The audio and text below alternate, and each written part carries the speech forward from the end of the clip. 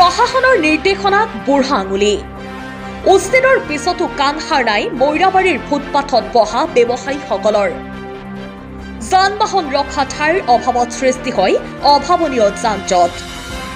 মৰিগাঁও জিলাৰ ব্যৱসায়ী নগৰী হিচাপে পৰিচিত মৈৰাবাৰীত দীৰ্ঘ সময়ৰ পৰা সৃষ্টি হোৱা যান-জঁটৰ বাবে জীয়াতু ভুগিবলগীয়া হৈছে সাধাৰণ ৰাইজে।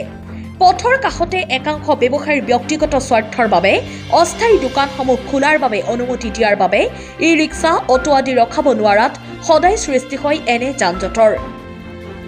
এই ব্যস্ত পথেদি মৈৰাবাৰী মহাবিদ্যালয় হাইস্কুল ছোৱালী মহাবিদ্যালয় ছোৱালী হাইস্কুল আদিকে ধৰি কেইবাখনো বিদ্যালয়ৰ ছাত্ৰ ছাত্ৰীসকলে অহা যোৱা কৰে। চিকিৎসা সেৱাৰ বাবে দৈনিক শ শ লোক আহে মৈৰাবাৰী হস্পিটেললৈ।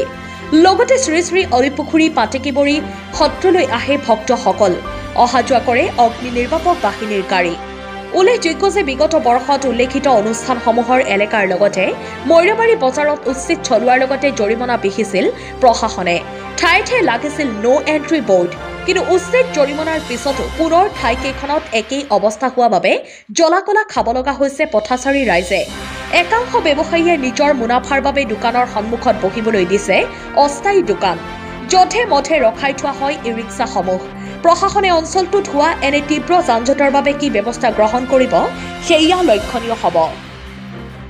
Bureau report, Batadrava live. Mairabari বজাৰ এলেকাত যান-জঁটৰ যিটো সমস্যা, এই সমস্যা দূৰ কৰাৰ কাৰণে মৰিগাঁও জিলা প্ৰশাসনৰ নিৰ্দেশত লাহৰীঘাট ৰাজহ চক্ৰ সেই সময়ৰ ৰাজহ চক্ৰ বিষয়াই মৈৰাবাৰীত এক ব্যাপক উচ্ছেদ অভিযান চলাই ৰাস্তা বহল কৰিছিল আৰু এটা সীমা নিৰ্ধাৰণ কৰি দিছিলে যে এইখিনি ৰাস্তাৰ মাটি ইয়াত যাতে কোনো দোকান পোহৰ নবহে, কাৰণ মানুহ যাতে অহা যোৱা কৰা চলাচল কৰাত যাতে সুগম হয়, কোনো যান-জঁটৰ সৃষ্টি নহয় এই ব্যস্ততাপূৰ্ণ জীৱনত, তাৰ কাৰণে এই ব্যৱস্থা হাতত লোৱা হৈছিল। আৰু ৰাইজেও পূৰ্ণদমে সহযোগ কৰিছিল। নিজে ঘৰ ভাঙি ৰাস্তাৰ মাটি আদায় কৰি দিছিল, মুকলাই দিছিল, যাতে যান-জঁট সৃষ্টি নহয় বা মানুহ বজাৰত আহিলে নিজৰ গাড়ী বা বাইক চাইকেল আদি ইত্যাদিবোৰ যাতে খুব সুন্দৰভাৱে পাৰ্কিং কৰি থৈ বজাৰ সমাৰ কৰিব পাৰে। স্কুল কলেজৰ ল'ৰা ছোৱালী ছাত্ৰ ছাত্ৰী যাতে অনাহে বাধা বিঘিনি নোহোৱাকৈ স্কুল কলেজত অহা যোৱা কৰিব পাৰে।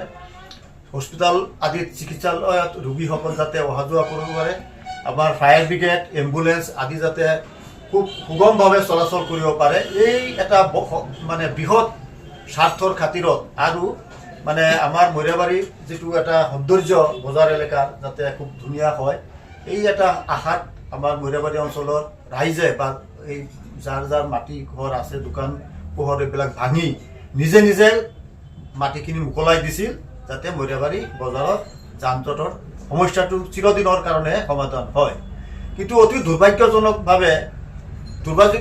কথা যে এতিয়া আজি কিছুদিন ধৰি সেই দোকানবিলাকৰ সন্মুখত এতিয়া সেই আকৌ ৰাস্তাৰ কাষলৈকে অস্থায়ীভাৱে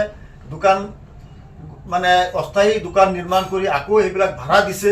আমি জানিব পৰা মতে এই দোকানবিলাকৰ পৰা চিকিউৰিটি মানি হিচাপে এটা বৃহৎ অংকৰ ধন লৈছে। ডেইলি ছিষ্টেমত 200-300 টকাকৈ ভাড়া লৈ এই দোকানবিলাক আকৌ পুনৰাই বহাইছে, যাৰ কাৰণে নেকি মৈৰাবাৰী এই ব্যস্ততাপূৰ্ণ ৰাস্তাত আকৌ যান-জঁটৰ সেই সমস্যা আকৌ হৈছে। কাৰণ কোনো অটো বা এই যে টমটম, ই ৰিক্সা এইবিলাক পাৰ্কিং কৰিব নোৱাৰে। কোনো মানুহ বজাৰ কৰিব নিজৰ গাড়ীখন পাৰ্কিং কৰাৰ জেগা নাই। চবেই আকৌ দোকান বঢ়াই ৰাস্তাৰ কাষলৈকে লৈ আহিছে।